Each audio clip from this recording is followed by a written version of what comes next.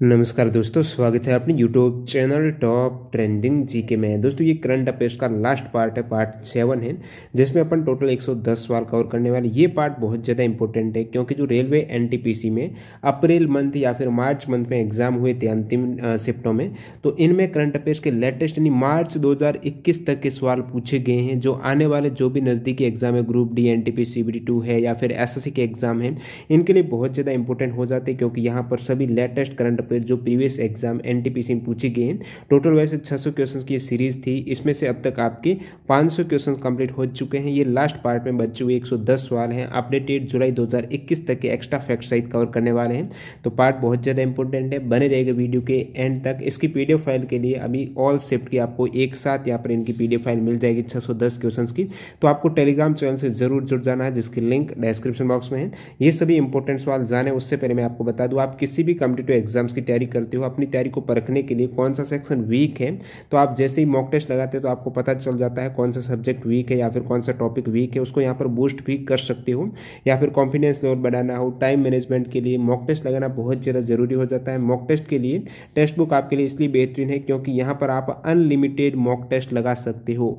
किसी भी एग्जाम्स के, सभी एग्जाम्स के मॉक टेस्ट आपको एक ही पास के अंतर्गत, सिंगल पास में ऑल एग्जाम्स के मॉक टेस्ट आप लगा लीजिए। 100+ एग्जाम्स के मॉक अवेलेबल है, जो भी आपके लिए सूटेबल पास है। उसमें यदि आप TTG के कूपन कोड यूज़ करते हो तो एक्स्ट्रा 40 रुपये का और डिस्काउंट मिलने वाला है। तो इस अपॉर्चुनिटी का लाभ उठाने के लिए डिस्क्रिप्शन बॉक्स में लिंक मिल जाएगी, जहां पर जो एग्जाम में डैशबोर्ड और पैटर्न देखने को मिलता है, सेम इंटरफेस से यहाँ पर आप प्रैक्टिस कर सकते हो।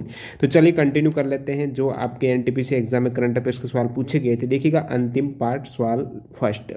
All England open badminton championship 2019 में मेन सिंगल्स में विजेता कौन रहे हैं। वैसे सवाल 2019 का पूछे गए हैं, अभी आपके लिए इंपॉर्टेंट हो जाता है 2020 और 2021 में। स्पेशली 2021 का भी ये टूर्नामेंट हो चुका है, ऑल इंग्लैंड ओपन का। तो सबसे पहले तो मैं आपको 2019 का बता देता हूँ। All England open badminton championship में मेन सिंगल्स के विजेता रहे थे केंटो मोमोटा, ये जापान से हैं।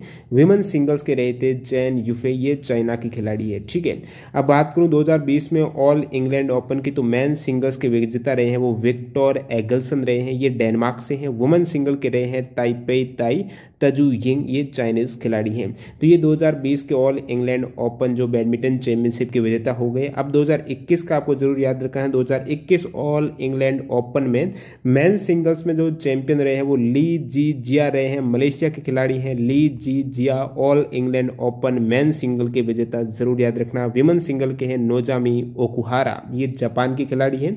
बात करूं BWF वर्ल्ड टूर फाइनल्स 2019 की, ये भी बैडमिंटन का है, जिसमें मेन सिंगल्स के रहे थे केंटो मोमोटा। 2020 के BWF वर्ल्ड टूर फाइनल की बात करें तो मेन सिंगल के विजेता रहे हैं एंडर्स एंटोनसन। विमेन सिंगल के ताइपेई ताई तजू यिंग रही है। नेक्स्ट देखिएगा, India's first military flight using blended biojet fuel है। तो मिश्रित जैव जेट इंजन का उपयोग करके भारत की पहली सैन्य उड़ान किस एयरक्राफ्ट ने भरी है।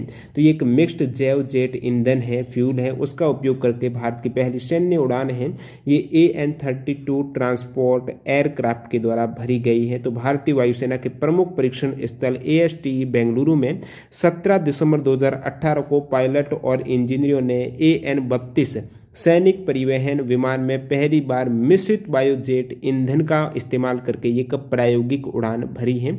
तो नाम पूछा है आपको, भारत की पहली सैन्य उड़ान किस एयरक्राफ्ट ने भरी है, AN-32 ट्रांसपोर्ट एयरक्राफ्ट हो जाएगी। 2019 में सबसे ज़्यादा यूरेनियम का उत्पादन किस देश में हुआ था। तो 2019 में सर्वाधिक यूरेनियम का जो प्रोडक्शन उत्पादन हुआ है वो कजाकिस्तान में हुआ है, सेकंड कनाडा, फिर ऑस्ट्रेलिया में हुआ है। सबसे अधिक वैसे यूरेनियम का भंडार है वो तो ऑस्ट्रेलिया में है, लेकिन उत्पादन है वो 2019 के डाटा के अकॉर्डिंग कजाकिस्तान में हुआ है। आंध्र प्रदेश राज्य है वो भारत में यूरेनियम का सबसे बड़ा उत्पादक राज्य है, ये आपके लिए इंपॉर्टेंट है। आंध्र प्रदेश भारत का सबसे बड़ा उत्पादक राज्य है किस खनिज का, यूरेनियम का। अगला सवाल देखिएगा, 11वां ब्रिक्स सम्मेलन 2019 में मेजबान देश रहा है ब्राजील। ठीक है, ब्राजील याद रखना है। जो होस्ट लीडर हैं वो ब्राजील के राष्ट्रपति जायर बोल्सोनारो रहे थे। 11वें ब्रिक्स सम्मेलन 2019 के ब्राजील की राजधानी ब्रसीलिया में यह आयोजित किया गया था, जिसकी थीम थी economic growth for an innovative future है। पहला ब्रिक्स सम्मेलन है ये यekaterinburg रशिया में हुआ था 2009 को। 13वां ब्रिक्स समिट है ये नई दिल्ली भारत में हो जाएगा, जो तीसरी बार आयोजित हो रहा है भारत में ये ब्रिक्स समिट। इससे पहले 2012 और 16 में हुआ था और 2021 में ये इंडिया में है। ये 13वां ब्रिक्स समिट है। तो आप कहेंगे 12वां कहाँ पर हुआ था? 12वां वैसे रशिया में शेड्यूल था, लेकिन कोविड-19 के कारण वीडियो कॉन्फ्रेंसिंग के जरिए ये 17 नवंबर 2020 को आयोजित किया गया था। तो आपको पूछा है यहाँ पर 11वां 2019 ब्राजील और 13वां याद रखिएगा नई दिल्ली भारत में, बहुत ज़्यादा इंपॉर्टेंट है। वर्ल्ड कप 2019 में कौन सा भारतीय खिलाड़ी नहीं खेला था? 2019 के वर्ल्ड कप में निम्नलिखित में से युवराज सिंह खिलाड़ी हैं वो नहीं खेले, तो कौन से खेले थे? तो आप देख सकते हो पूरी इंडियन स्क्वाड। तो विराट कोहली हो गए, कैप्टन थे, मयंक अग्रवाल, जसप्रीत बुमराह, युजवेंद्र चहल, MS धोनी, रविंद्र जडेजा, केदार जाधव, दिनेश कार्तिक, भुवनेश्वर कुमार, हार्दिक पांड्या, ऋषभ पंत है, KL राहुल है, मोहम्मद शमी, रोहित शर्मा, कुलदीप यादव, शिखर धवन, विजय शंकर हैं। तो इनमें से हैं पंत हैं वो रिप्लेस किए गए थे शिखर धवन के स्थान पर, और अग्रवाल आए थे विजय शंकर की इंजरी के बाद में। तो टोटल जो वर्ल्ड कप में भारतीय इंडियन टीम के खिलाड़ी आप देख सकते हो। नेक्स्ट वन देखिएगा, एयरपोर्ट अथॉरिटी ऑफ इंडिया के अध्यक्ष कौन हैं? जब एग्जाम में सवाल पूछा गया था उस समय अध्यक्ष थे अनुज अग्रवाल। वर्तमान में संजीव कुमार याद रखिएगा, ये अप्रैल 2021 में बने हैं। एयरपोर्ट अथॉरिटी ऑफ इंडिया के जो नए चेयरमैन हैं संजीव कुमार। कौन है? आप कहेंगे संजीव कुमार हैं। अप्रैल 2021 में इनकी नियुक्ति हुई है। इससे पहले अनुज अग्रवाल थे। हेडक्वार्टर कहाँ पर है एयरपोर्ट अथॉरिटी ऑफ इंडिया का? राजीव गांधी भवन, सफदरजंग एयरपोर्ट, न्यू दिल्ली में। इसकी स्थापना हुई थी 1995 में। ठीक है, नेक्स्ट वन देखिएगा, नासा के द्वारा लॉन्च कौन सा उपग्रह है जो 5 जुलाई 2016 को बृहस्पति की कक्षा में सफलतापूर्वक प्रवेश किया है? तो ये नासा के द्वारा लॉन्च हुआ उपग्रह है जूनो, जो कि 2016 में अपना जो जुपिटर है बृहस्पति की कक्षा में सफलतापूर्वक प्रवेश कर गया था। इसे लॉन्च किया गया था कैप कानवरेल एयरफोर्स स्टेशन फ्लोरिडा से 5 अगस्त 2011 को, और ये प्रवेश किया था 2016 को बृहस्पति की कक्षा ने। इसका नाम आपको पूछा, सैटेलाइट का नाम जूनो याद रखिएगा। भारत में उद्योग, विनिर्माण एवं विदेशी निवेश को आकर्षित करने के लिए कौन सी योजना है वो शुरू की गई थी? स्टार्टअप इंडिया है। ये उद्योग, विनिर्माण और विदेशी निवेश को आकर्षित करने के लिए कौन सी योजना शुरू की गई थी? तो आप कहेंगे स्टार्टअप इंडिया है। 15 अगस्त 2015 को इसकी शुरुआत हुई थी। इसरो के द्वारा GSAT-3 या फिर इसका नाम एडुसैट है, इस उपग्रह को कब लॉन्च किया गया है? एग्जाम में सवाल कंफ्यूज करके पूछा जाता है यहाँ पर। निम्नलिखित में से कौन सा उपग्रह है जो कि शिक्षा को समर्पित है, शैक्षिक उपग्रह है? तो एडुसैट ऑप्शन में नहीं होता है, क्योंकि इजीली आप इसको देख के ही पता चल जाता है। ऑप्शन में रहता है GSAT-3। तो याद रखिएगा एडुसैट उपग्रह का ही नाम GSAT-3 है, जरूर में याद रखना। इसको लॉन्च किया गया था 2004 में। ठीक है, और ये दुनिया का पहला शिक्षा को समर्पित शैक्षिक उपग्रह है। World first dedicated educational satellite है, जिसको 36 धवन जो श्रीहरिकोटा है स्टेशन वहां से लॉन्च किया गया है। लॉन्च व्हीकल है GSLV F01 है। इसमें भारत में जो दूरस्थ शिक्षा प्रणाली है, डिस्टेंस एजुकेशन है, इसको प्रभावी ढंग से चलाने में मदद मिलने वाली है। GSAT-3 सैटेलाइट है, एडुसैट का ही अन्य नाम। वंदे भारत एक्सप्रेस कब चली थी? तो आप कहेंगे ये तो 2019 में, बहुत बार बता चुका हूँ। 15 फरवरी 2019 को ये उद्घाटन समारोह में मोदी जी के द्वारा इसे हरी झंडी दिखाई गई थी। बाद में इस ट्रेन का व्यावसायिक रन है वो 17 फरवरी 2019 को शुरू हुआ था।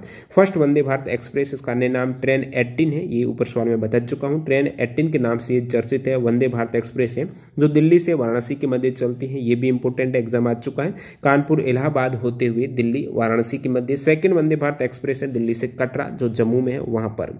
स्वच्छ भारत अभियान के तहत भारत में नेशनल एयर क्वालिटी इंडेक्स कब लॉन्च हुआ था? तो ये स्वच्छ भारत अभियान के तहत 17 सितंबर 2014 को नेशनल एयर क्वालिटी इंडेक्स है वो लॉन्च किया गया था। कहाँ पर? नई दिल्ली में। स्वच्छ भारत मिशन है ये कब शुरू हुआ था? तो आप कहेंगे 2 अक्टूबर 2014 को। काफ़ी ईजी है।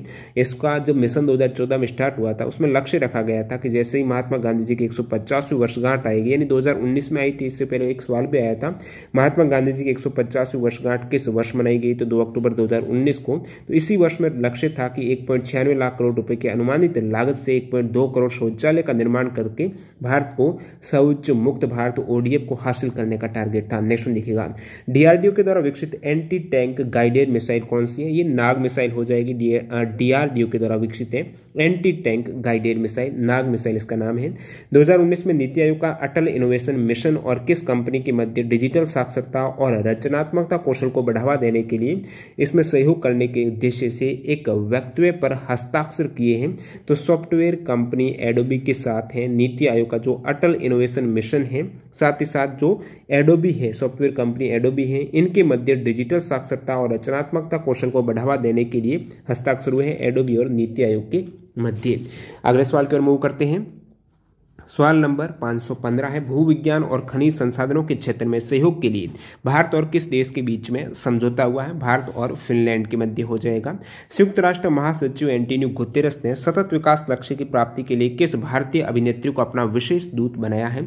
दिया मिर्जा को बनाया था। एंटोनियो गुतेरेस ने सतत विकास लक्ष्य की प्राप्ति के लिए भारतीय अभिनेत्री दिया मिर्जा को विशेष दूत है वो बनाया था। गुतेरेस ने मिर्जा सहित अन्य 17 जो मशहूर हस्तियां हैं उनको अंतर्राष्ट्रीय संस्था के विशेष कार्य के लिए चुना है। तो 17 में से एक दिया मिर्जा भी है। दिया मिर्जा 2022 तक संयुक्त राष्ट्र पर्यावरण जो इसकी है संयुक्त राष्ट्र पर्यावरण कार्यक्रम की सद्भावना दूत है वो बनी रहेगी। नेक्स्ट देखिएगा, 2022 एशियन गेम्स कहाँ पर आयोजित होंगे? तो ये आपके हैंगझाऊ और झिंझांग चाइना में आयोजित होने वाले हैं। एशियन गेम्स 2022 से 2018 के एशियन गेम्स की बात करूँ तो जकार्ता और पालेम्बांग इंडोनेशिया में हुई थी, जिसमें भारत की रैंक 8वीं रही थी।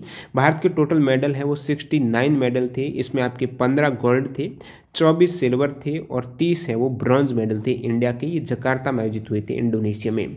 2019 United Nations climate change conference COP25 कहाँ पर हुआ है? तो United Nations climate change conference COP25 है मैड्रिड स्पेन में हुआ है। COP26 की बात को तो ग्लासगो स्कॉटलैंड, इससे ऊपर मैं बता चुका हूँ, ये यूके में। 1995 में पहला COP बर्लिन जर्मनी में। आपको 2019 का पूछा तो मैड्रिड स्पेन। नेक्स्ट ये भी इंपॉर्टेंट हो जाता है, 2021 COP26 वाला एडिशन है ग्लासगो स्कॉटलैंड यूनाइटेड किंगडम में। सबसे पहला हुआ था COP फर्स्ट बर्लिन जर्मनी, याद रखिएगा। ओलंपिक में सबसे ज्यादा गोल्ड मेडल जीतने वाले स्विमर कौन है? स्विमर का पूछा है जिन्होंने ओलंपिक में सर्वाधिक गोल्ड मेडल जीते हैं।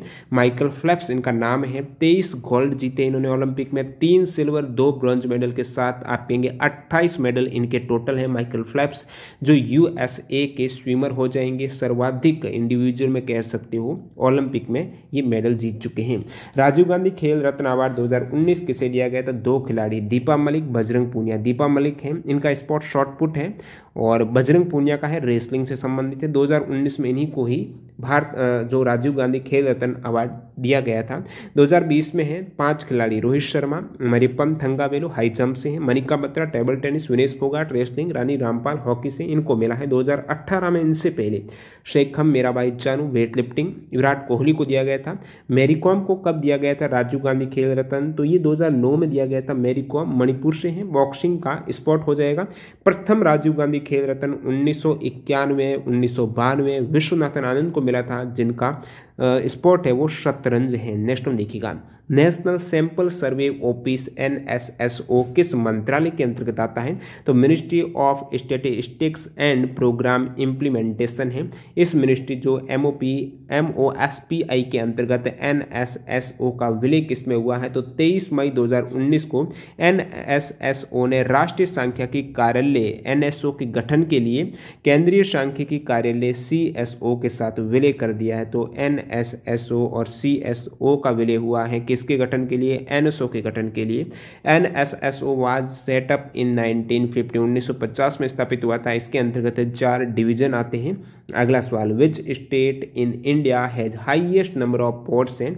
तो जहाज रानी मंत्रालय की एनुअल रिपोर्ट 2018-19 के अकॉर्डिंग किस राज्य में सबसे अधिक बंदरगाह है? सर्वाधिक बंदरगाह याद रखिएगा महाराष्ट्र में। आपको पूछ ले सबसे अधिक मेजर पोर्ट है तो वो दोस्तों तमिलनाडु में सर्वाधिक मेजर पोर्ट है। Major specially major port Tamil Nadu में टोटल 3 मेजर पोर्ट हैं, जिनका नाम क्या है? तो इनका नाम है कामराजर पोर्ट लिमिटेड है, और इसका पहले नाम था एनोर पोर्ट है, तो नाम चेंज किया हुआ है, ये आपको ज़रूर याद रखना है। एग्जाम में आ जाता है निम्नलिखित में से किस पोर्ट का अन्य नाम है, वो एनोर पोर्ट पहले था या फिर वर्तमान में क्या, इस प्रकार से। और बात करूं मेजर पोर्ट की, जो तमिलनाडु में सर्वाधिक 3 है, इसमें वीओ चिदम्बरनार पोर्ट ट्रस्ट है जिसका पहले नाम तूतीकोरिन पोर्ट था, और चेन्नई पोर्ट। ये टोटल 3 मेजर पोर्ट है जो तमिलनाडु में है। वैसे ओवरऑल पोर्ट की बात करें, जहाजरानी मंत्रालय की रिपोर्ट के अकॉर्डिंग सर्वाधिक बंदरगाह महाराष्ट्र में हो जाएंगे। ये आप देख सकते हो मैप में कौन सा पोर्ट है वो कहाँ पर है। अगला सवाल लिखिएगा, यहाँ पर पूछा गया भारत में किस रेलवे स्टेशन पर सबसे ज़्यादा प्लेटफॉर्म है। हावड़ा जंक्शन है, टोटल 23 प्लेटफॉर्म है, और जो सियालदा रेलवे स्टेशन है वहाँ पर 20 प्लेटफॉर्म है। विश्व में जो ग्रैंड सेंट्रल टर्मिनल है park Avenue New York city USA है, जहाँ पर सर्वाधिक प्लेटफॉर्म वर्ल्ड वाइड बात करें तो ये यूएसए में 44 प्लेटफॉर्म है ग्रैंड सेंट्रल टर्मिनल पर। और Gorakhpur the world longest railway platform Gorakhpur का 1355 मीटर है। अभी और भी बन रहा है। सर्व शिक्षा अभियान की शुरुआत किस प्रधानमंत्री के द्वारा की गई थी। तो सर्व शिक्षा अभियान की शुरुआत है अटल बिहारी वाजपेयी ने की थी। यदि आपको पता होता कि शुरुआत हुई कब थी तो उसके अकॉर्डिंग भी आप आंसर कर सकते थे कि उस वक्त प्रधानमंत्री कौन थे। सर्व शिक्षा अभियान की शुरुआत जरूर याद रखिएगा 2001 में अटल बिहारी वाजपेयी के द्वारा की गई थी। इसका उद्देश्य है 6 से 14 वर्ष के बीच के जो भी बच्चे हैं उनको शिक्षित करना, और कार्यक्रम है ये 2010 तक संतोषजनक गुणवत्ता वाली प्राथमिक शिक्षा के सार्वभौमिकरण को प्राप्त करना था। 2001 में लॉन्च हुआ, तो लक्ष्य तो 2010 तक उन्होंने रखा था। एक दोस्तों समग्र शिक्षा अभियान भी है, एग्जाम में आ जाता है सवाल कितनी कक्षा के लिए। तो ये दोस्तों प्री से लेकर 12 तक स्कूली शिक्षा की गुणवत्ता में सुधार करने वाला कार्यक्रम है समग्र सर्व शिक्षा 6 से 14 वर्ष के बच्चों को शिक्षित करना। किस पब्लिक सेक्टर कंपनी है, कौन सी पीएसयू है जो 2019 में स्टेनलेस स्टील से बने स्मार्ट कचरा डिब्बे जो स्मार्ट गार्बेज बीन्स है वो लॉन्च किए हैं। सेल के द्वारा steel authority of India limited के द्वारा स्टेनलेस स्टील से बने हुए कचरा पात्र है वो लॉन्च किए गए थे, और ये पीएसयू कंपनी सेल हो जाएगी। और ये जो स्मार्ट कचरा पात्र क्यों है, क्योंकि संग्रह वाहन को भरण स्थिति के बारे में एक संकेत भेजने में सक्षम होंगे। जो भी इसको संग्रह करने वाली वाहन है जैसे ही ये भर जाएंगी उनको ऑटोमेटिकली संकेत भेज देगी। 2019 में किस भारतीय अभिनेता को भारत में यूरोपीय संघ के एक प्रतिनिधि मंडल और council of European union chambers of commerce के द्वारा सम्मानित किया गया है। अनिल कपूर को सम्मानित किया गया था 2019 में। जो भारतीय अभिनेता अनिल कपूर हैं इनको भारत में यूरोपीय संघ के एक प्रतिनिधि मंडल और council of European union chambers of commerce के द्वारा सम्मानित किया गया है। भारत में पहली बार अंतर्राष्ट्रीय सैन्य खेलों का आयोजन कहाँ पर हुआ था। तो भारत में पहली बार जैसलमेर में हुआ था। ये 27th रैंक इंडिया को मिली है, जो जैसलमेर में प्रथम बार अंतर्राष्ट्रीय सैन्य खेलों का आयोजन हुआ था। ये 2019 में, इसमें टोटल 10 देश थे, इसमें इंडिया भी था। इंडिया की जैसलमेर में आयोजित हुआ था ये, राजस्थान जैसलमेर। तो रशिया, भारत, चीन, Azerbaijan, Armenia, Belarus, Iran, Mongolia, Uzbekistan, Kazakhstan इनकी मेजबानी करने वाले देश थे। और प्रथम इवेंट है ये 2015 में रशिया में हुआ था। कौन से अंतर्राष्ट्रीय सैन्य खेल की बात कर रहा हूँ मैं। अगला सवाल देखिए यहाँ पर, नेशनल कंज्यूमर राइट्स डे है, राष्ट्रीय उपभोक्ता अधिकार दिवस है, वो 24 दिसंबर को मनाया जाता है।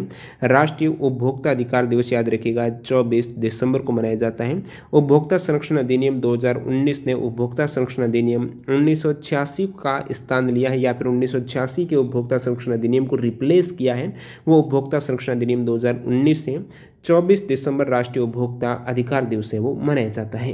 Project director to head Chandrayaan 2 mission, Chandrayaan 2 mission के प्रोजेक्ट डायरेक्टर कौन थे या फिर कौन थी।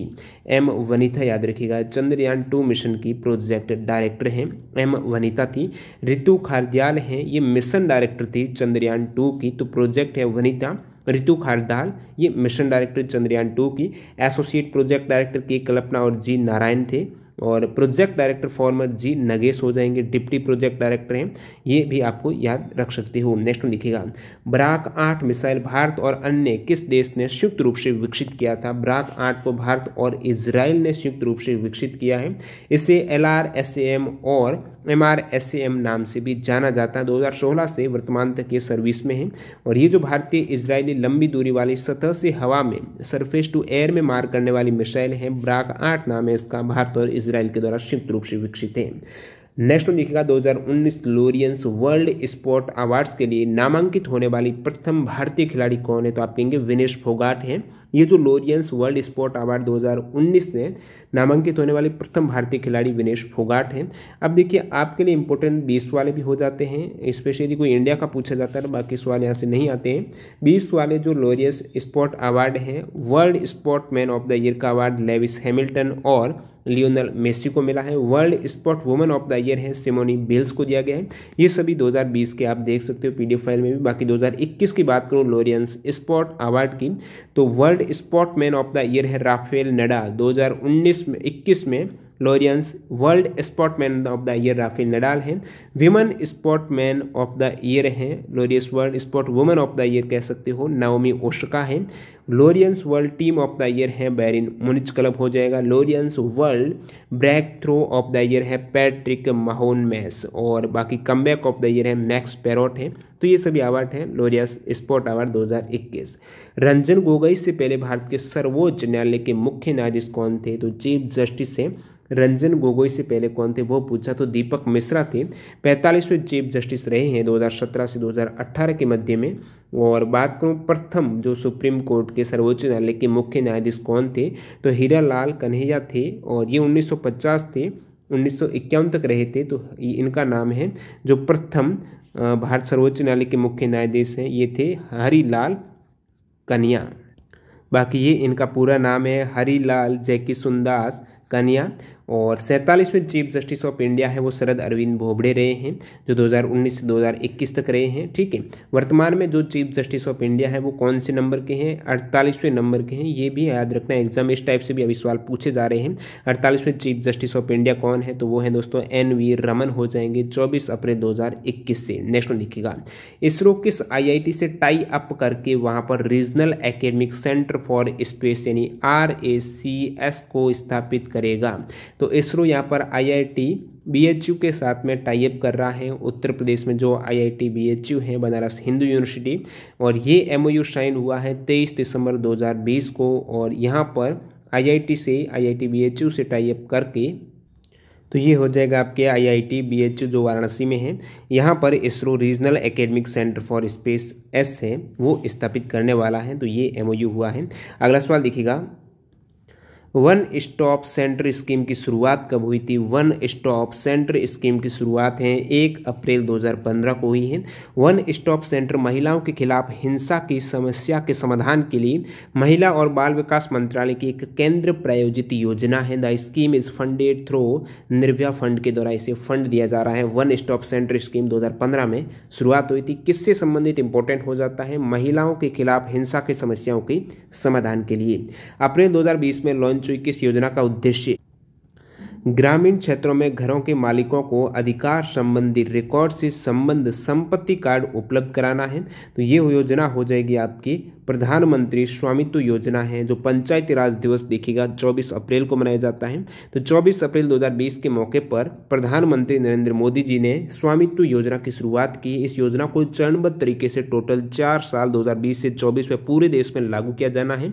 तो ये योजना हो जाएगी प्रधानमंत्री स्वामित्व योजना, जिसका उद्देश्य है जो ग्रामीण क्षेत्र है वहाँ पर जो घरों के मालिक हैं उनको अधिकार संबंधी जो घर का अधिकार रहता है, रिकॉर्ड रहता है, वो सभी प्रदान करना है। संपत्ति का रिकॉर्ड कह सकते हो। ये प्रधानमंत्री स्वामित्व योजना हो जाएगी, जो एक तरीके से संपत्ति कार्ड है वो प्रोवाइड कराएगी। 91st एकेडमी अवार्ड जो ऑस्कर अवार्ड भी बोला जाता है एकेडमी अवार्ड को, 2019 में बेस्ट पिक्चर का अवार्ड किसने जीता है? तो ग्रीन बुक बेस्ट पिक्चर का अवार्ड जीता है। ऑस्कर अवार्ड 2019 में जो 91st वाले थी। और 91st ऑस्कर अवार्ड में बेस्ट डायरेक्टर थे अल्फोंसो कुरॉन, इनका नाम है। बेस्ट एक्टर रामी मलेक हैं। बेस्ट एक्ट्रेस हैं ओलिविया कोलमैन। ये तो हो गए 91st वाले। 92nd एकेडमी अवार्ड की बात करें तो बेस्ट पिक्चर थी parasite. Best director Bong Joon हो थे। Best actor Joaquin phoenix. Best actress René Zellweger है। तो ये सभी मैं बात कर रहा हूँ 92nd एकेडमी अवार्ड की। अभी दोस्तों आपके लिए इंपॉर्टेंट हो जाता है 93rd एकेडमी अवार्ड जो 2021 में मिले हैं। तो बेस्ट पिक्चर 2021 में नोमैडलैंड हो जाएगी। बेस्ट डायरेक्टर हैं उनका नाम है चलोई झाओ हैं, ये नोमैडलैंड मूवी के ही डायरेक्टर हैं।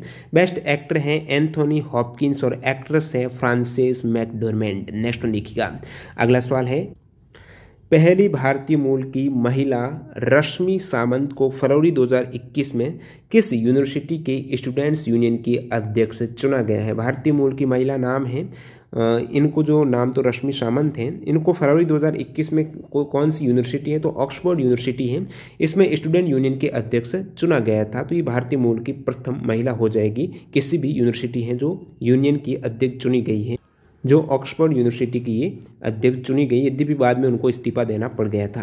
अगला सवाल देखिएगा, नेशनल ग्रीन ट्रिब्यूनल एक्ट कब पारित हुआ था? यहाँ से एग्जाम में सवाल रिपीट होता है बहुत सी एग्जाम में। एक तो पूछा जाता है नेशनल ग्रीन ट्रिब्यूनल एक्ट है वो पारित कब हुआ था, इसके वर्तमान में अध्यक्ष कौन है, ये भी सवाल आ चुका है। तो पारित याद रखिएगा राष्ट्रीय हरित प्राधिकरण अधिनियम 2010 2010 हो जाएगा, 2010 है। वर्तमान में चेयरमैन इनके हैं, उनका नाम है जस्टिस आदर्श कुमार गोयल है, 6 जुलाई 2018 से अभी भी है। राष्ट्रीय हरित प्राधिकरण अधिनियम 2010 के द्वारा भारत में एक नेशनल ग्रीन ट्रिब्यूनल की स्थापना की गई है। ये पर्यावरण संरक्षण एवं वन हो गए और अन्य जो भी प्राकृतिक संसाधन है इनके संरक्षण से संबंधित मामलों के प्रभावी और त्वरित निपटारे के लिए राष्ट्रीय हरित अधिकरण की स्थापना है वो 2010 में की गई थी।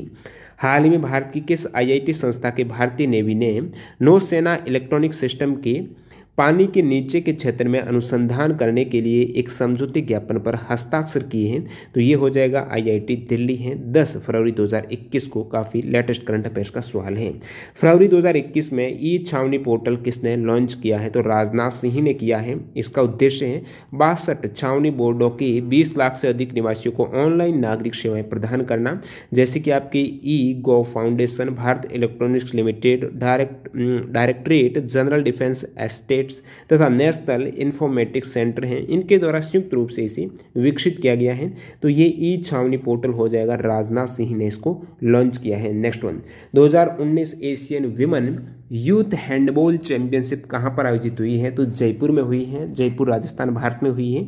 चैंपियन जिसमें साउथ कोरिया रही है, ये आपको पूछा है। 2019 की Asian women youth handball championship हुई है जयपुर भारत में। 2019 वर्ल्ड वुमेन हैंडबॉल चैंपियनशिप है, ये बात करूं मैं वर्ल्ड वुमन की, तो ये हुई है जापान में। आपको पूछा था एशियन वुमन, कंफ्यूज मत होइएगा। 2019 एशियन वुमन यूथ हैंडबॉल है जयपुर भारत में। World woman handball championship Japan में, जिसमें चैंपियन नीदरलैंड रहा था। इसमें चैंपियन है एशियन में साउथ कोरिया रहा था। उपविजेता स्पेन हो जाएगा। 2021 में world woman handball championship Spain में है, दिसंबर 2021 में आयोजित हो गई। 2019 में जैसे कि विमन का पूछा है तो वर्ल्ड मेंस हैंडबॉल चैंपियनशिप ये डेनमार्क और जर्मनी में हुई थी, जिसमें चैंपियन डेनमार्क रहा था। और 2021 वर्ल्ड मेंस हैंडबॉल चैंपियनशिप है, ये 21 में world man handball championship Egypt में होने वाला है। World women handball championship Spain में होगा और मेंस का इजिप्ट याद रखिएगा, ये हो चुका है सॉरी। तो ये इसमें चैंपियन डेनमार्क रहा है, रनर अप है वो स्वीडन हो जाएगा, उपविजेता रहा है। और 2020 के women youth world handball championship ये क्रोएशिया में आयोजित की गई थी। नेक्स्ट वन देखिएगा, 11वीं पंचवर्षीय योजना में कितनी सोलर एनर्जी सिटी विकसित करने का लक्ष्य रखा गया था? तो 60 सोलर एनर्जी सिटी विकसित करने का टारगेट था 11वीं पंचवर्षीय योजना 2007 से लेकर 2012 तक की अवधि में। इसमें तेज और अधिक समावेशी विकास का लक्ष्य था। Main director general of the world trade organisation के जो महानिदेशक हैं विश्व व्यापार संगठन के, वो किस देश से हैं? तो ये नाइजीरिया और यूनाइटेड स्टेट, इन दोनों देशों की नागरिकता इनके पास है। तो इनका नाम क्या है? नगोजी ओकंजो नाम है। 1 मार्च 2021 को ये डायरेक्टर जनरल बने हैं वर्ल्ड ट्रेड ऑर्गेनाइजेशन के, और ये फर्स्ट वुमन एंड कह सकते हो फर्स्ट अफ्रीकन डायरेक्टर जनरल हैं। तो ये पहली महिला डायरेक्टर जनरल हैं जो कि अफ्रीकन है, ठीक है, ये याद रखिएगा। तो इनका नाम क्या है? नोगोजी ओकंजो है इनका नाम हो जाएगा। नाइजीरिया और यूनाइटेड स्टेट से हैं, ये फर्स्ट वुमेन है। और ये कहाँ से हैं? तो ये आपको पूछा है नाइजीरिया और यूनाइटेड स्टेट से। इनसे पहले जो छठे डायरेक्टर जनरल थे या फिर director general world trade organisation के महानिदेशक थे, वो कौन थे? इससे पहले रॉबर्ट अजवेडो थे। वो कहाँ से थे? तो वो थे ब्राजील से। फर्स्ट पीटर सुथरलैंड है, वो आयरलैंड से थे। नेक्स्ट देखिएगा, राष्ट्रीय किसान नीति की संकल्पना है, इसको मंजूरी कब दी गई है? तो मंजूरी 2007 को मिली है।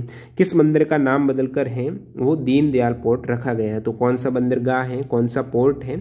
तो ये बंदरगाह हो जाएगा कांडला पोर्ट है, जो कच्छ गुजरात में है। कांडला पोर्ट का नाम बदलकर है दोस्तों दीनदयाल पोर्ट रखा गया है। अब अन्य कौन सी इंपोर्टेंट बंदरगाह हैं जिनके नाम चेंज हुए हैं? वैसे मैं बता चुका हूँ, कोलकाता पोर्ट है, इसका नाम हो गया है श्यामा प्रसाद मुखर्जी पोर्ट है कोलकाता पोर्ट का। जवाहरलाल नेहरू पोर्ट है, इसे पहले नहवा छेवा पोर्ट कहा जाता था। तो जो नहवा छेवा पोर्ट है इसका नाम हो गया JNP, जवाहरलाल नेहरू पोर्ट है। एनोर पोर्ट है, ये ऑफिशियली नाम इसका हो गया है कामराजर पोर्ट लिमिटेड है, ये एनोर पोर्ट का नाम है। और दीनदयाल पोर्ट है कांडला पोर्ट का नाम। नेक्स्ट देखिएगा, फरवरी 2021 में राज्यसभा में विपक्ष के नेता हैं वो किसे बनाया गया है? तो फरवरी 2021 में राज्यसभा में विपक्ष के नेता हैं मल्लिकार्जुन खड़गे को बनाया गया है 16 फरवरी 2021 को। 2014 से 2021 तक इनसे पहले राज्यसभा में विपक्ष के नेता थे गुलाम नबी आज़ाद हैं। अभी एक लेटेस्ट का करंट अफेयर्स मैं आपको बताऊं, सदन के राज्यसभा में सदन का नेता किसे नियुक्त किया गया है? तो केंद्रीय मंत्री पीयूष गोयल को राज्यसभा में सदन का नेता है वो नियुक्त किया गया है। अंतर्राष्ट्रीय क्रिकेट में 500 छक्के लगाने वाले प्रथम बल्लेबाज कौन है? तो क्रिस गेल हैं। इंटरनेशनल क्रिकेट में 500 छक्के लगा चुके हैं, 1 मार्च 2019 को रिकॉर्ड बनाया था। 2016 के रियो ओलंपिक में बैडमिंटन में महिला एकल स्वर्ण पदक किसने जीता है? तो ये कैरोलिना मैरिन ने जीता है, स्पेन से है। ये 2016 के रियो ओलंपिक की बात हो रही है। तो बैडमिंटन में महिला एकल में स्वर्ण पदक जीता है। बैडमिंटन 2016 समर ओलंपिक की बात करूँ तो मेन सिंगल्स में, महिला एकल नहीं, पुरुष एकल में जो गोल्ड मेडल है वो चेन लॉन्ग ने जीता है, ये चाइना से है। और सिल्वर जो मेडल जीता था महिला सिंगल में PV सिंधु ने जीता है भारत से। प्रधानमंत्री किसान संपदा योजना किससे संबंधित है? योजना का उद्देश्य है कृषि का आधुनिकीकरण करना और कृषि बर्बादी को कम करना, या फिर कह सकते हो कृषि न्यूनता पूर्ण करना है। शुरुआत इसके अगस्त 2017 में की गई थी। योजना का कार्यान्वयन है वो खाद्य प्रसंस्करण उद्योग मंत्रालय के द्वारा किया गया है। VLCC Femina miss India world 2020 की विजेता कौन रही है?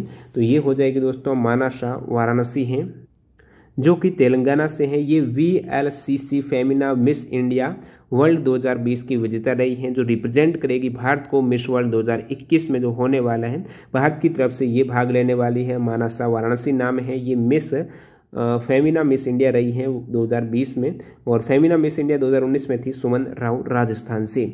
शिक्षित बेरोजगार युवाओं को स्वरोजगार के अवसर प्रदान करने के लिए प्रधानमंत्री रोजगार योजना है, ये कब लॉन्च की गई थी? काफ़ी ओल्ड सवाल है। प्रधानमंत्री रोजगार योजना है शिक्षित बेरोजगार युवाओं को स्वरोजगार देने के लिए 1993 में इसकी शुरुआत की गई थी। फरवरी 2021 में भारत ने किस देश में शहतूत बांध बनाने के लिए MOU पर हस्ताक्षर किए हैं? फेब 2021 में भारत ने ये अफगानिस्तान से, किस देश में? तो अफगानिस्तान में शहतूत बांध बनाने के लिए MOU पर हस्ताक्षर किए हैं। तो अफगान राजधानी में पीने के पानी की सुविधा प्रदान करने के लिए काबुल में शहतूत बांध का निर्माण है, ये है भारत के समझौते के द्वारा किया जा रहा है। 2019 में भारत रत्न विजेता जो एक ग्रामीण विकास संस्था के संस्थापक हैं, 2019 में भारत रत्न विजेता है तो नानाजी देशमुख की बात हो रही है।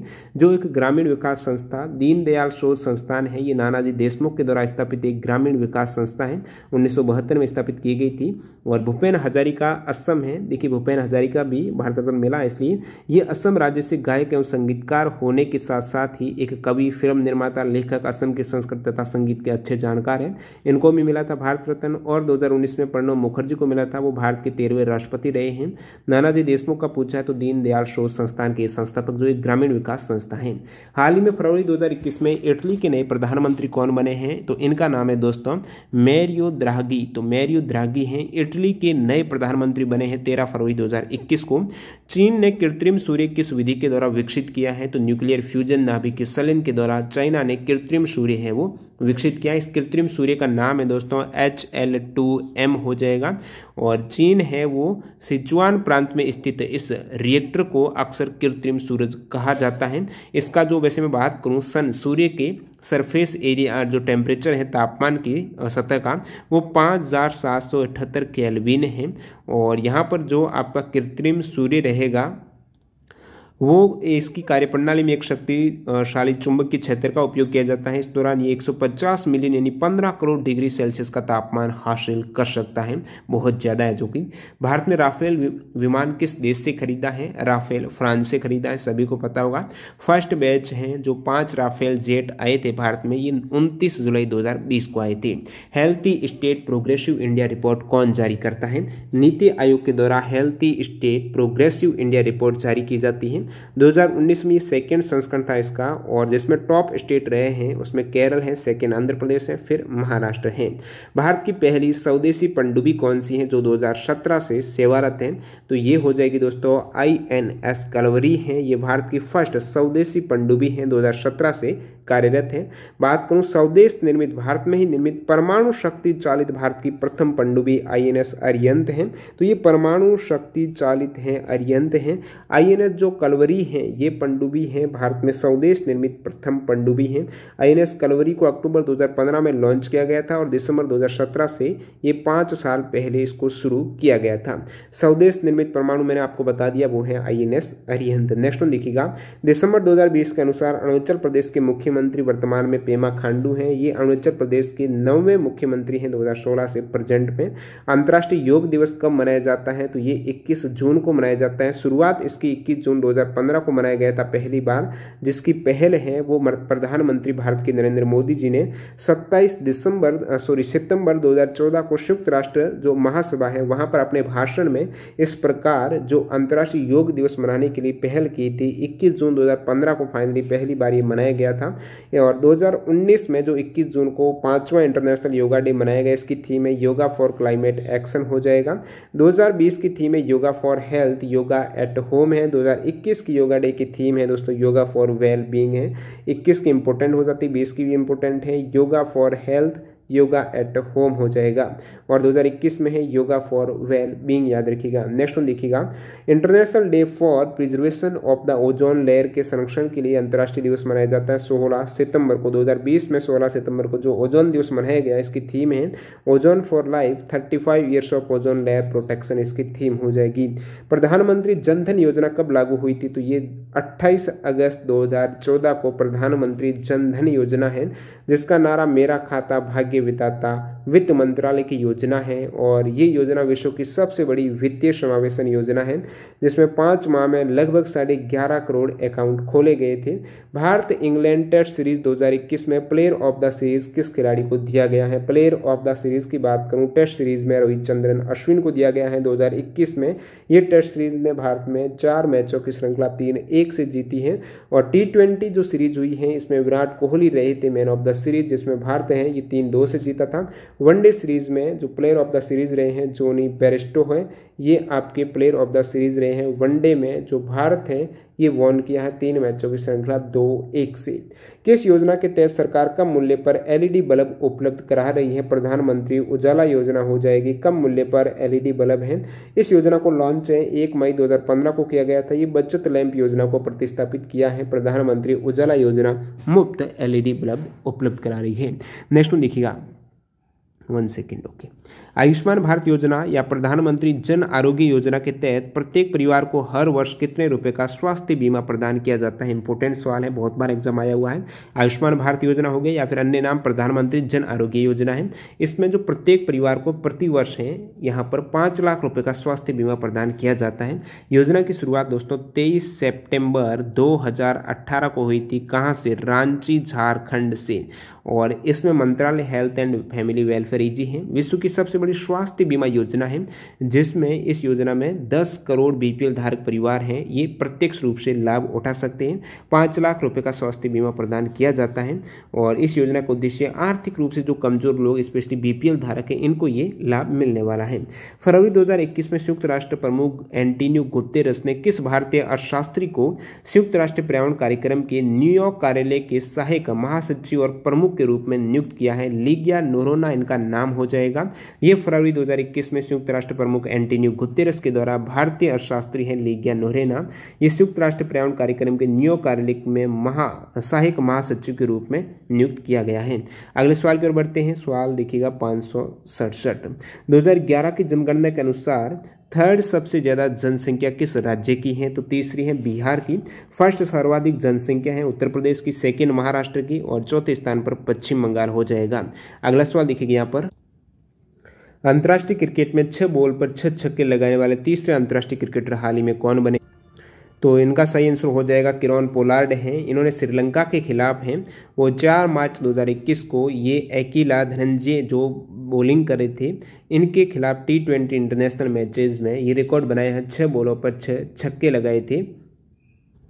तो ये तो आपके तीसरा अंतर्राष्ट्रीय क्रिकेटर हैं जो 6 बॉल पे 6 छक्का है। इनसे पहले पोलार्ड दक्षिण अफ्रीका के हर्षल गिब्स और भारत के युवराज सिंह के बाद अंतर्राष्ट्रीय क्रिकेट में 1 ओवर में 6 छक्के मारने के ये तीसरे प्लेयर हैं। तो 2 कौन हैं, एक तो हर्षल गिब्स हैं, एक युवराज सिंह है। नेक्स्ट देखिएगा, एन राजम किस वाद्य यंत्र के वादक है? तो राजम है वायोलिन के वादक। 2018 में युवा कार्यक्रम एवं खेल मंत्रालय के द्वारा किस स्पोर्ट प्रोग्राम को लॉन्च किया गया था? तो खेलो इंडिया स्कूल गेम्स को लॉन्च किया गया है। वर्तमान इसे खेलो इंडिया यूथ गेम्स कहा जाता है। 2018 में इसे लॉन्च किया गया था और हर साल इसमें 1000 बच्चों को अंतर्राष्ट्रीय खेल स्पर्धाओं के लिए तैयार करने के लिए 8 साल के लिए 5 लाख रुपए की वार्षिक छात्रवृत्ति है वो दी जाती है। 2018 में सबसे पहला ये एडिशन था खेलो इंडिया यूथ गेम्स, दिल्ली में हुआ था। 2019 में पुणे महाराष्ट्र में, 20 में गुवाहाटी असम में, 21 में कोविड-19 के कारण इसको आगे कर दिया गया है। 2022 में हरियाणा में होने वाला है। 2023 का एशियाई फुटबॉल कप कहाँ पर होगा? तो चाइना में। AFC Asian football cup 2023 China में। 2019 AFC एशियन कप है संयुक्त अरब अमीरात में हुआ था जिसमें चैंपियन कतर रहा था। 17वीं लोकसभा 2019 के प्रोटेम स्पीकर कौन थे? तो वो थे दोस्तों वीरेंद्र कुमार थे। अब प्रोटेम स्पीकर कौन होते हैं? तो जब नई लोकसभा का गठन होता है उस केस में लोकसभा में जो सबसे अधिक समय गुजारने वाले यानी सर्वाधिक जो वरिष्ठ सदस्य हैं और ये निर्वाचित सबसे वरिष्ठ सदस्य होते हैं, इनको प्रोटेम स्पीकर नियुक्त किया जाता है ताकि नवनिर्वाचित जो भी सदस्य हैं उनको शपथ दिलाते हैं। और ये प्रोटेम स्पीकर जो 17वीं लोकसभा के थे उनका नाम है वीरेंद्र कुमार। विश्व मरुस्थलीकरण रोकथाम दिवस कब मनाया जाता है? 17 जून को मनाया जाता है। नासा के द्वारा 3 अक्टूबर 2020 में NG-14 सिग्नस स्पेसक्राफ्ट का नाम भारत के किस एस्ट्रोनॉट के नाम पर रखा गया है? तो ये कल्पना चावला के नाम पर रखा गया है। SS कल्पना चावला है, इसका नाम रखा गया है। ये नॉर्थ रॉप ग्रूमैन का स्पेसशिप एक मालवाहक यान है जो अंतरिक्ष में मौजूद स्पेस स्टेशन को रसद सप्लाई है वो करेगा। भारत सरकार के द्वारा 2021 में किनकी जयंती दिवस को पराक्रम दिवस के रूप में मनाने की घोषणा है वो की गई है? नेताजी सुभाष चंद्र बोस के जन्म दिवस को जो कि 23 जनवरी को आता है। और भारत सरकार के द्वारा 2021 में इनकी जयंती को पराक्रम दिवस के रूप में मनाने की घोषणा की गई है नेताजी सुभाष चंद्र बोस की जयंती पर। ये घोषणा हुई है दोस्तों इनकी 125वीं जयंती जो 23 जनवरी 2021 के अवसर पर। नेताजी सुभाष चंद्र बोस का जन्म है वो 23 जनवरी 1897 को ओडिशा के कटक शहर में हुआ था। यहाँ से सवाल पूछा गया है इनका जन्म कहाँ हुआ था? ओडिशा के कटक सिटी में। और इनकी 125वीं जयंती 23 जनवरी 2021 को मनाई गई है। अगला सवाल, 33 ऊर्जा समाधान के विकास में सहयोग करने के लिए, तो ये आपका 33 तो क्वेश्चन ही सवाल है। ऊर्जा समाधान के विकास में सहयोग करने के लिए किस भारतीय प्रौद्योगिकी संस्थान और राइस विश्वविद्यालय ने 9 जनवरी 2020 को एक समझौता ज्ञापन पर हस्ताक्षर किए हैं? IIT कानपुर ने। ठीक है, तो IIT कानपुर वो IIT हो जाएगी जो ऊर्जा संसाधन के विकास में सहयोग करने के लिए राइस विश्वविद्यालय के साथ MOU हुआ है IIT कानपुर का। और राइस यूनिवर्सिटी है कहाँ पर? तो ये प्राइवेट रिसर्च यूनिवर्सिटी है जो कि टेक्सास में है। और समझौते पर हस्ताक्षर करके दोनों यूनिवर्सिटी हैं वो संसाधनों को साझा करने, साथ ही साथ ऊर्जा समाधान और सामग्री हो गई, टिकाऊ प्रौद्योगिकियों के विकास में अनुसंधान करेगा और अन्य क्षेत्र में विस्तार करने के लिए सहमति हुई है। प्रधानमंत्री फसल बीमा योजना के तहत किसी क्षेत्र में फसलों का जोखिम की आशंका पर क्षतिपूर्ति इंश्योरेंस के कितने स्तर होते हैं? तो 3 स्तर होते हैं। वो कौन कौन से हैं? 70% हैं, 80% है, इसके अलावा यहाँ पर 90% है। ठीक है, तो ये प्रधानमंत्री फसल बीमा योजना के तहत है। किसी क्षेत्र में फसलों पर जोखिम की आशंका पर इंश्योरेंस के लिए क्षतिपूर्ति के लिए 3 स्तर हैं, 3 भाग है। एक तो उच्च है, उसके बाद मध्यम है, फिर आपकी निम्न भाग हो जाएगा। प्रधानमंत्री ने 13 जनवरी 2016 को मध्य प्रदेश के शेरपुर से प्रधानमंत्री फसल बीमा योजना की शुरुआत की थी और ये योजना 2010 में लागू की गई संशोधित फसल बीमा योजना का स्थान है वो लिया है। अगला सवाल दिखेगा यहाँ पर कि 2048 में ओलंपिक खेल होस्ट करने के लिए कौन सा राज्य बोली लगाएगा? तो दिल्ली के द्वारा ये। अहमदाबाद मेट्रो के फेज फर्स्ट के उद्घाटन के अवसर पर भारत इलेक्ट्रॉनिक्स लिमिटेड बेल ने किस नाम से automatic fair collection getting system प्रस्तुत किया है? स्वागत, इसका नाम है automatic fair collecting getting system है जो कि अहमदाबाद मेट्रो के फेज फर्स्ट के उद्घाटन के अवसर पर इलेक्ट्रॉनिक्स जो भारत इलेक्ट्रॉनिक्स लिमिटेड है इनके द्वारा ये प्रस्तुत किया गया है। स्वागत नाम है इसका, याद रखिए। 2019 में भारत और किस देश ने एंटी माइक्रोबायल रेजिस्टेंस, संचारी रोगों और सार्वजनिक स्वास्थ्य सहित विभिन्न मुद्दों के लिए जो सहयोग करने का एक समझौता ज्ञापन पर हस्ताक्षर किए हैं। तो ये स्वीडन ने किए हैं। भारत और स्वीडन ने एंटी माइक्रोबायल रेजिस्टेंस और जो संचार रोग कम्युनिकेट एक कॉन्टेजियस जो रोग होते हैं और सार्वजनिक स्वास्थ्य सहित विभिन्न मुद्दों के क्षेत्र में सहयोग करने के लिए ये एमओयू हुआ है इंडिया और आपके स्वीडन का। नेक्स्ट वन देखिएगा, मानवाधिकार दिवस कब मनाया जाता है? 10 दिसंबर को मनाया जाता है। 10 दिसंबर 1948 को मानवाधिकार की सार्वभौम घोषणा अंगीकार की गई थी और मानवाधिकार के सार्वभौम घोषणा में मसौदा समिति के अध्यक्ष थे डॉक्टर यहाँ पर जॉन पीटर्स हम्फ्री थे। ये मानव अधिकार की सार्वभौम घोषणा में मसौदा समिति के अध्यक्ष थे। राष्ट्रीय अंतरिक्ष एजेंसी इसरो और उनके फ्रांसीसी समकक्ष CNES ने मार्च 2020 में देशों में कौन सी प्रणाली स्थापित करने हेतु एक समझौते पर हस्ताक्षर किए हैं? ये है दोस्तों संयुक्त समुद्री निगरानी प्रणाली है, जॉइंट मैरीटाइम सर्विलांस सिस्टम स्थापित करने के लिए समझौते ज्ञापन पर हस्ताक्षर किए हैं इसरो और CNES के द्वारा। अगला सवाल देखिएगा, जनवरी 2021 में किसे भारतीय निर्वाचन आयोग के उपचुनाव आयुक्त नियुक्त किया गया है? उमेश सिन्हा को। बाकी मुख्य निर्वाचन आयुक्त श्री सुशील चंद्रा है वर्तमान में और निर्वाचन आयुक्त अलग है, मुख्य अलग है। तो वर्तमान में निर्वाचन आयुक्त है राजीव कुमार और अनूप चंद्र पांडे। फरवरी 2021 में अपने 100वें अंतर्राष्ट्रीय टेस्ट मैच में दोहरा शतक लगाने वाले एकमात्र खिलाड़ी कौन बन गए हैं? जो रूट बन गए हैं। ये इंग्लैंड के कप्तान हैं। पूर्व ऑस्ट्रेलियाई कप्तान रिकी पोंटिंग अपने 100वें टेस्ट में दोनों पारियों में शतक लगाने वाले एकमात्र क्रिकेटर हैं। अभी 100वें अंतर्राष्ट्रीय टेस्ट मैच में दोहरा शतक लगाने वाले ये एकमात्र खिलाड़ी बने हैं जो रूट इंग्लैंड के कप्तान। प्रथम लोकपाल जिनकी नियुक्ति 2019 में हुई थी तो इनका नाम है PC घोष है, पिनाकी चंद्र घोष है। नियुक्ति इनकी 19 मार्च 2019 को जो लोकपाल का गठन हुआ था उसी वक्त कह सकते हो। लोकपाल कौन होते हैं? जो उच्च सरकारी पदों पर आसीन व्यक्ति के द्वारा कोई भ्रष्टाचार होता है इनकी शिकायत सुनने और उन पर कार्रवाई करने हेतु ये लोकपाल पद का सृजन किया गया है। दिसंबर 2020 तक ऑस्ट्रेलिया के प्रधानमंत्री हैं स्कॉट मॉरिसन। वर्तमान संयुक्त राष्ट्र के महासचिव किस देश से हैं? एंटोनियो गुतेरेस पुर्तगाल से हैं। नई रोशनी योजना किस वर्ग की महिलाओं को सशक्त बनाने के लिए शुरू की गई है? अल्पसंख्यक महिलाओं को सशक्त बनाने के लिए नई रोशनी योजना की शुरुआत की गई है। मार्च 2021 में international federation of film archives के द्वारा प्रतिष्ठित 5 अवार्ड 2021 से किसे सम्मानित किया गया है? तो FIAF अवार्ड अमिताभ बच्चन को दिया गया है 2021 में। इसकी शुरुआत वैसे 2001 में हुई थी 5 अवार्ड की। समर्थ योजना किस मंत्रालय के द्वारा संचालित है? तो मिनिस्ट्री ऑफ टेक्सटाइल है, कपड़ा मंत्रालय है, इनके द्वारा समर्थ योजना है वो संचालित हैं। Scheme for capacity building in the textile sector है। ये 2017 में इस योजना का नारा अन्य नाम था। इस योजना का मुख्य उद्देश्य देश को वस्त्र उत्पादन के क्षेत्र में आगे बढ़ाना है। प्रधानमंत्री सुरक्षा बीमा योजना में 12 रुपये वार्षिक प्रीमियम से कितने रुपए का बीमा कवर मिलता है?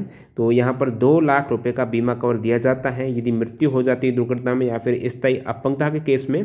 आंशिक अपंगता के केस में 1 लाख रुपए राशि लाभार्थी को उपलब्ध कराई जाती है और सिर्फ मात्र 12 रुपये वार्षिक प्रीमियम पर ही प्रधानमंत्री सुरक्षा बीमा योजना है। भारतीय नौसेना ने 10 मार्च 2021 को कौन सी तीसरी स्कॉर्पियन श्रेणी की पारंपरिक डीजल इलेक्ट्रिक पनडुब्बी को सेवा में शामिल किया है? INS करंज को। अगला सवाल, जनवरी 2021 में स्पेस एक्स ने एक रॉकेट से कितने उपग्रहों को एक साथ लॉन्च करके विश्व रिकॉर्ड बनाया है? 143। स्पेस एक्स ने एक रॉकेट से 143 उपग्रहों को एक साथ लॉन्च करके विश्व रिकॉर्ड बनाया है। स्पेस एक्स एलन मस्क की कंपनी है। इससे पहले ये वर्ल्ड रिकॉर्ड था दोस्तों। इसरो के पास 104 सैटेलाइट एक साथ लॉन्च किए थे। अभी स्पेस एक्स ने ये तोड़ दिया। 147 उपग्रह हैं। 24 जनवरी 2021 को एक ही रॉकेट से ये लॉन्च किए गए थे और इस रॉकेट कहाँ, इसका नाम है जो प्रक्षेपण वाहन का फाल्कन 9 है और इस मिशन का नाम दिया गया था ट्रांसपोर्टर 1 है। मार्च 2021 में लोकसभा टीवी और राज्यसभा टीवी को विलय करके कौन सा नया टीवी चैनल है वो जिनका नाम तो है संसद टीवी, दोनों का विलय हुआ लोकसभा टीवी और राज्यसभा टीवी। तो संसद टीवी जो नाम रखा गया है, इनके CEO कौन है? तो रवि कपूर हो जाएंगे। राष्ट्रीय सांख्यिकी कार्यालय के अनुसार वित्त वर्ष 2021 में भारत की GDP में कितने प्रतिशत की कमी होगी? तो 7.7% की कमी का आकलन लगाया गया है, ये राष्ट्रीय सांख्यिकी कार्यालय के अनुसार। भारतीय अंतरिक्ष अनुसंधान संगठन ने किस देश के एमेजोनिया फर्स्ट उपग्रह को लॉन्च है वो अगस्त 2020 में किया है? देखिए दोस्तों, इसको लॉन्च ये शायद फरवरी में हुआ था।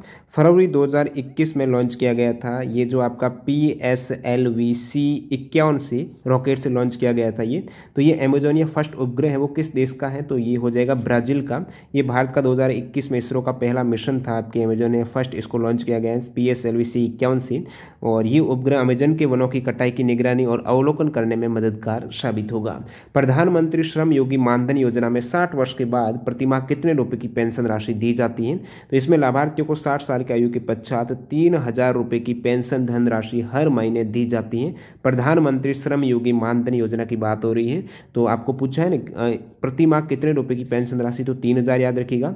योजना की शुरुआत है 15 फरवरी 2019 को हुई है और इसका उद्देश्य है असंगठित क्षेत्र के कामगार श्रमिक जैसे ड्राइवर, रिक्शा चालक, मोची हो गए, दर्जी, मजदूर हैं और इन सभी की जिनकी मासिक आय 15,000 रुपया उससे कम होगी और आयु सीमा 18 से 40 वर्ष है और यहाँ पर आपको पेंशन मिलने वाली है वो 3,000 रुपये की मासिक पेंशन है वो हर महीने दी जाएगी। आपका इन्वेस्टमेंट भी रहेगा यहाँ पर। अगला सवाल, भारतीय अंतरिक्ष अनुसंधान संगठन ने फरवरी 2021 में हिंद महासागर क्षेत्र में सैन्य और मर्चेंट नेवी के जहाज़ों की गतिविधियों की निगरानी करने के लिए DRDO के द्वारा विकसित कौन सा उपग्रह प्रक्षेपित किया है, तो सिंधु नेत्र हो जाएगा। उपग्रह को PSLV-C-51 के जरिए प्रक्षेपित किया गया है। अगला सवाल देखिएगा यहाँ पर, मार्च 2021 में किस राज्य की सरकार ने राज्य के प्राइवेट सेक्टर में स्थानीय लोगों के लिए 75% आरक्षण देने का कानून पास किया है, तो हरियाणा सरकार ने मार्च 2021 में राज्य की सरकार, जो हरियाणा राज्य की सरकार है, इन्होंने राज्य के प्राइवेट जो सेक्टर है वहाँ पर स्थानीय लोगों के लिए 75% आरक्षण है। जो भी प्राइवेट सेक्टर है वहीं के हरियाणा के ही स्थानीय लोगों को, अन्य राज्य को वहाँ पर स्पेशली 25% रखा गया है, जो भी जा सकते हैं। बाकी 75% आरक्षण दे दिया गया है। कानून का नाम रखा गया है Haryana state employment of local candidate bill 2020 है। प्राइवेट नौकरियों में मूल निवासियों को 75% आरक्षण देने वाला आंध्र प्रदेश के बाद ये हरियाणा दूसरा राज्य बन गया है। 2021 में उत्तराखंड के किस जिले में भूस्खलन के कारण बाढ़ की स्थिति बन गई थी, चमोली जिले में। ये 7 फरवरी 2021 को उत्तराखंड के बाहरी गढ़वाल हिमालय में नंदा देवी राष्ट्रीय उद्यान से इसकी शुरुआत हुई थी। चमोली जिला है। 2023 तक भारत की पहली पानी के अंदर सुरंग कहां पर बनेगी, मुंबई में। साहत कार्यक्रम किससे संबंधित है, तो मानव पूंजी परिवर्तन के लिए संधारणीय कार्यवाही हेतु साहत कार्यक्रम 2 मुख्य क्षेत्र जैसे शिक्षा और स्वास्थ्य, 3 रोल मॉडल राज्य बनाने पर ध्यान केंद्रित करता है। तो 3 तो रोल मॉडल राज्य और शिक्षा और स्वास्थ्य पर ध्यान केंद्रित करता है। 7 का मतलब है sustainable action for transforming human capital हो जाएगा। अगले सवाल की ओर बढ़ते हैं। यहाँ पर फरवरी 2021 में भारत की प्रथम डिजिटल यूनिवर्सिटी का उद्घाटन किस राज्य में किया गया है, तो भारत की प्रथम डिजिटल यूनिवर्सिटी का उद्घाटन है फरवरी 2021 में केरल में किया गया है। केरल के मंगलापुरम में केरल के राज्यपाल आरिफ मोहम्मद खान ने भारत के पहले डिजिटल विश्वविद्यालय Kerala university of digital sciences innovation and technology इसका नाम है, इसका उद्घाटन केरला में। प्रथम बार कब विधानसभा इलेक्शन में नोटा का प्रयोग किया गया था, नोटा यानी नन ऑफ एबो का प्रयोग है 2013 में। इस विकल्प का इस्तेमाल है पहली बार 2013 में 4 राज्य छत्तीसगढ़, मिजोरम, राजस्थान, मध्य प्रदेश और यूटी दिल्ली के विधानसभा चुनाव में हुआ था। बैंकिंग क्षेत्र में ग्राहकों की शिकायतों के निवारण के लिए आरबीआई ने किस अधिकारी की नियुक्ति की है, तो आरबीआई ने बैंकिंग लोकपाल की नियुक्ति की है। बैंकिंग क्षेत्र में ग्राहकों की शिकायतों के निवारण के लिए आरबीआई ने जो बैंकिंग लोकपाल की नियुक्ति है वो कर दी है। और बैंकिंग सुधार के लिए कमेटी का सवाल बहुत बार एग्जाम आता है, तो नरसिम्हा कमेटी है, 1991 में गठन हुआ था। जैविक खेती हेतु सरकार के द्वारा कौन सी योजना संचालित है, परंपरागत कृषि विकास योजना है, जो जैविक खाद का प्रयोग करके जैविक खेती से संबंधित योजना है। ये 2015 में लॉन्च हुई थी। और किसानों को जैविक खेती के लिए वित्तीय सहायता प्राप्त करने के लिए 500 से 1000 हेक्टेयर भूमि पर 20 से 50 किसान का जो ग्रुप रहेगा, एक समूह बनाना होगा। फिर किसानों के एक समूह को अधिकतम 10 लाख रुपए का वित्तीय अनुदान है यहाँ पर दिया जाएगा। तो ये योजना है आपकी परंपरागत कृषि विकास योजना, जैविक खेती को आगे बढ़ाती है। डीआरडीओ के अग्नि सुरक्षा प्रशिक्षण के लिए कौशल विकास केंद्र का उद्घाटन 22 फरवरी 2021 को कहां पर किया गया है, तो ये आपके हो जाएगा रक्षा मंत्री राजनाथ सिंह ने वर्चुअल के माध्यम से उत्तर प्रदेश के पिलखुआ में, कहां पर, यूपी के पिलखुआ में डीआरडीओ के अग्नि सुरक्षा प्रशिक्षण के लिए कौशल विकास केंद्र का उद्घाटन 22 फरवरी 2021 को किया गया है, यूपी पिलखुआ। विद्यांजलि प्रोग्राम किससे संबंधित है? विद्यांजलि प्रोग्राम है ये स्कूल वॉलेंटियर प्रोग्राम है, जून 2016 में लॉन्च किया गया है। मिनिस्ट्री MHRD आपकी ministry of human resource development है। विद्यांजलि स्मृति ईरानी के द्वारा शुरू किए गए सरकारी स्कूलों में सामुदायिक और निजी क्षेत्र की भागीदारी को बढ़ावा देने के लिए एक स्कूल स्वयं सेवक एक वॉलेंटियर कार्यक्रम है जो भारत के मानव संसाधन विकास मंत्रालय की पहल है। अंतिम सवाल, भारत का प्रथम सोशल मोबाइल वॉलेट ऑडियो किसने लॉन्च किया था? तो ट्रांसफर कंपनी ने 2016 में लॉन्च किया था।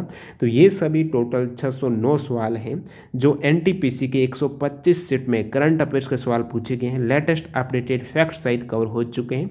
तो दोस्तों इस एफर्ट के लिए लाइक ज़रूर कर देना। PDF फाइल के लिए आपको टेलीग्राम चैनल से जुड़ना होगा। मैं कल आपको नेक्स्ट डे इसकी PDF फाइल है वो प्रोवाइड करा दूंगा। तो टेलीग्राम चैनल के लिंक डिस्क्रिप्शन बॉक्स में है, जरूर चेक कर लेना। धन्यवाद।